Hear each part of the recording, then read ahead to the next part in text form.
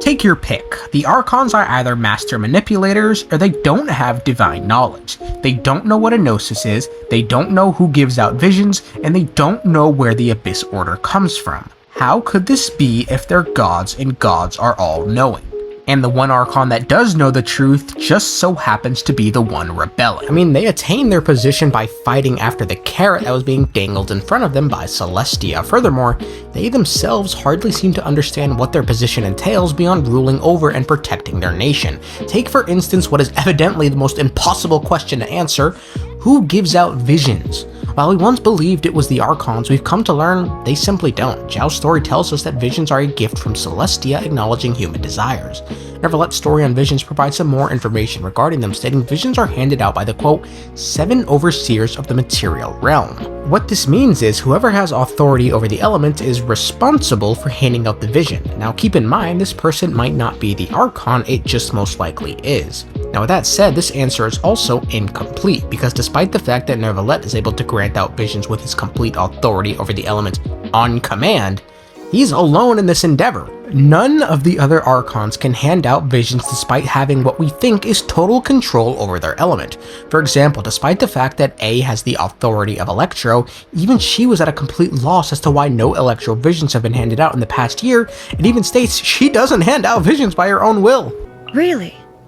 So in all this time, no new Electro visions have appeared in the outside world? Well, what I can say on this topic is subject to certain constraints, but it is not by my will that visions are granted or denied. The key is people's desire, and, well, there's another side to it too.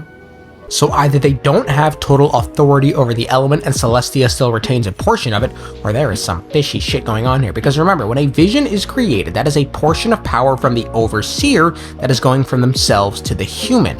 Furthermore, even when visions are handed out, the Archons don't know who or why that human is getting a vision. Compare that to Neverlet, who gave Furina a vision for her past deeds, so he knows who and why they're getting a vision. To muddy up the water even more, being the Archon seems completely separate from having authority over the element. Now you might be going, well yeah, that's obvious. Well, hey, hear me out. In Zhongli's second story quest, he admitted to Azhdaha he was no longer the Cryo Archon. Azhdaha said he could sense it. Azhdaha, I am no longer the Cryo Archon. I can sense it. This means that despite the fact that the position of Archon opened up at the same time the 7 divine thrones appeared in Celestia, the two are completely separate despite being coveted all the same. Now remember, the Archon War was fought over the divine thrones, which we now know holds authority over the elements. That's what they were fighting for. Celestia happened to make the 7 who won the seats Archons at the same time. They didn't become Archons upon gaining the seat because now we know you can have the seat without being an Archon. Hehehe. Anyway, the Gnosis is seemingly the most important part of what makes someone an Archon. And while we're on the topic, let's talk about Gnoses, huh? What is a Gnosis? Well, let's ask Venti. This isn't something I'm meant to discuss with ordinary people, but I suppose I can let you in on the secret. As you know, visions are external magical foci that only a small minority of people possess. They use these visions to channel elemental power. In truth, every wielder of a vision is one who can attain godhood and ascend to Celestia. We call such people Allogenes. Allogenes? Paimon's never heard of them before. That's because this is a secret that only Archons are privy to. We don't need primitive tools like visions. Instead, each Archon has an internal magical focus that resonates directly with Celestia itself, known as a Gnosis. Alright, calm. Now let's ask the god of wisdom, Nahida. The heavenly principles have been silent for many years, but the Gnoses are symbols of their control over teyvat and all the laws. Will the destruction of a Gnosis attract the attention of the heavenly principles? Okay, well, now let's ask someone who isn't part of the corporate machine. You should have the remains of the third Descender on your person, yes? Remains? I've never heard of any such thing. Huh. According to your parlance, I believe it may be called a Gnosis. Huh. Well, the Archon's answers certainly were how do I say, lacking. And don't even try to fucking tell me that they were withholding information, because no. This is what they really think, and we need look no further than Nahida's story, which states this. Quote, the Gnosis to her was but a core that gathers a mass of elemental power at her discretion. But if there was nothing more to a Gnosis, why was a god so eager to gather all of them together? Yeah, see the Archon defenders, head over hand, you're in shambles. Yeah, suffer, feel it, let it sink, burn, seethe. Anyway, she genuinely doesn't know, is the point I'm trying to make. And not only does she not know, she prefers to hear it from Dottore rather than just like, I don't know, Google that shit in Irminsul, or whatever she does to acquire knowledge from there. It seems like the only Archon that has a complete understanding of the Gnosis is the tsarista. And upon learning the truth of what they really are, has decided they are necessary in rebelling against the heavenly principles. And with that said, I feel like now is a good time to clarify my position on the whole Gnoses Descenders thing, so let's all read aloud Nervalet's story on visions. Come on guys, we can do it. Quote, severely wounded in the Great War of Vengeance, the usurper had their functions ruined and could no longer use their absolute authority to suppress the original order of this world. To continue to subdue and control the resentments and loathing of the world, the usurper and one who came after created the Gnosis together. So it came to be that an order was made to be upheld, and thus did humans come to only possess these 7 remembrances, and all fragments of the primordial were driven to devour each other. Let's key in on that phrase, one who came after. This does not necessarily imply the second who came, just anyone who came after the primordial one, which means it's either the second or the third. I mean, we know it's not the fourth. Guys, if they unambiguously wanted to state the primordial one and the second who came worked together to create the Gnosis, they would say so, but instead they say this. So in playing along with our little mind games, I have adopted the belief that the one who came after is someone who came after the Great War of Vengeance mentioned earlier, which would make that individual the third descendant. I then believe the third descender sacrificed themselves to keep the order in this world. With that said, you gotta keep in mind, I'm stupid. Ayo, I'm dumb as fuck. Dude, I once ate an acorn to see if it was edible. I did this for 3 days, mind you.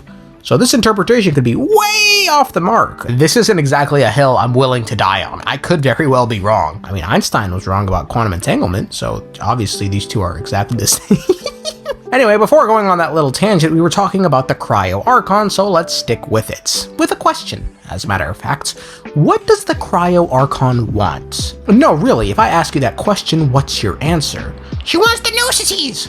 Okay, great, but why? To revive the Descender! I mean, I'm not totally convinced with that theory, but go on, continue. What does she plan to do from there? Rebel against the Divine! How did you guys dirty? You guys would have said it like, rebel against the Divine. Let's pause. While yes, openly planning a coup is something we know she's doing, why? And what's her endgame? Well, let's take a look at a quote from the Cryo Archon herself. In the Shivada gemstone, the Cryo Archon says, sorry, to also have you shoulder the grievances of the world. Since you could endure my bitter cold, you must have the desire to burn. Then burn away the old world for me. The phrase the old world is something that has been brought up quite a number of times all throughout Genshin Impact. But Rosaline, I promise you, your final resting place will be the entirety of the old world. And hell, it's even stated what the old world is in Before Sun and Moon. Quote, when the eternal throne of the heavens came, the world was made anew. Then the true lord, the primordial one, came forth and did battle against the 7 terrifying sovereigns, the dragon lords of the old world. The primordial one created the shining shades of itself, and the number of these shades was 4. So there we have it. The old world is simply the time in which the sovereigns ruled the world, and it predates the existence of nearly everything in contemporary teyvats. There were no humans, no gods, no celestia, and no heavenly principles. It wasn't until 400 years after the defeat of the sovereigns that the old world would end and a new age would be upon us. Celestia has long since tried to cover this fact up by banning the book Before Sun and Moon, sentencing to death all who read it. However, I'm kinda just curious, why not just like use Irminsul? I mean, surely that's the best solution to just erase the history. It sounds like a better plan than just sitting their hands over here just going, well, I sure hope no one reads this book. I mean, really? What do I know? Speaking of the book, as it stands right now, it seems to be that's the only way people understand part of the truth of this world, which is why the cost for reading it is so high. Now, that's not to say the book is the only way to learn the truth of this world, as Alice knows the Sovereigns once ruled the old world and even casually just tells Klee about it. However, the point I'm trying to make here is the Cryo Archon seems privy to this information, and she may be the sole Archon with it. I mean, hell, dude. Venti doesn't even know where the Abyss Order comes from. They are from the Abyss Order, an organization comprised of non-human beings. They despise mankind. I don't know where they come from. All I know is that they hold deep hatred toward the human world. And while I get in this context she mentions the old world, she's talking about burning away the current worlds. If she knows the truth of the Gnosis, then she no doubt knows the truth of everything, and I believe she may be the only Archon that knows the truth of everything. And funnily enough, she's the only Archon rebelling against the Divine. Upon learning whatever the whole truth is during the Cataclysm, she decided the heavenly principles needed to go, and a new order must be established. And she's alone in this endeavor. The rest of the Archons are either unaware, uncaring, or afraid to do anything except for her.